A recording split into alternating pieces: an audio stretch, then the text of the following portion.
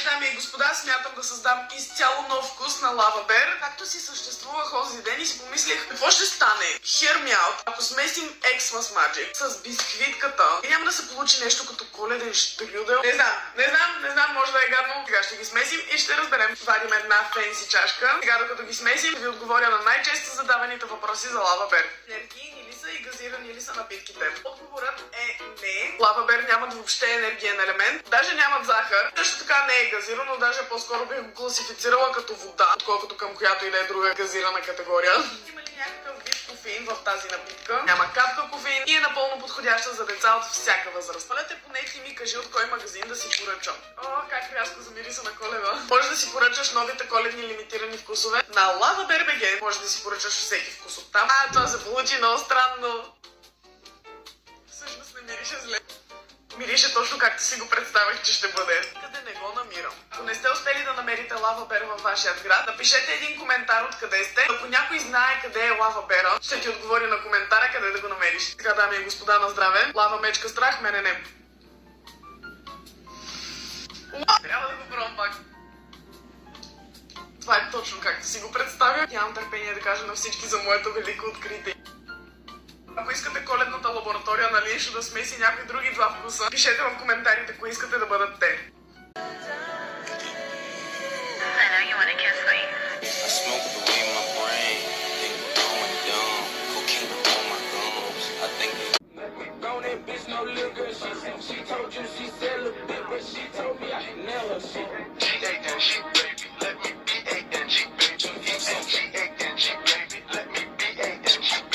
Правя на Анди аутфит изцяло базиран на синият лава бер.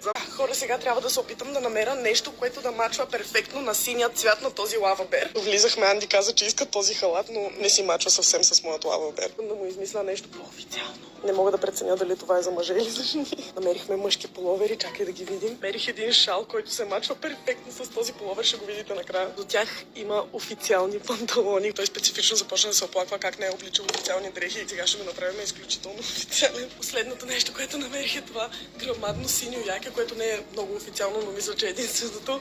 Готова ли сме? Това е всичкото. Лава берче да си пинеш. Ще ме правиш стилен или ще ме правиш неадекватен? Ами не мога да ти... Затваряме сърбеката и видим какво ще стане. Опа! Къде тя лава бера? Опа! Разбирате ли? Оле! Да се почерпя с син лава бер. Четете в коментарите, ако искате да видите част 2, където той ще ми избере аутфит на мен. Пишете топ или дроп в коментарите на аутфита ми. И пийте лава.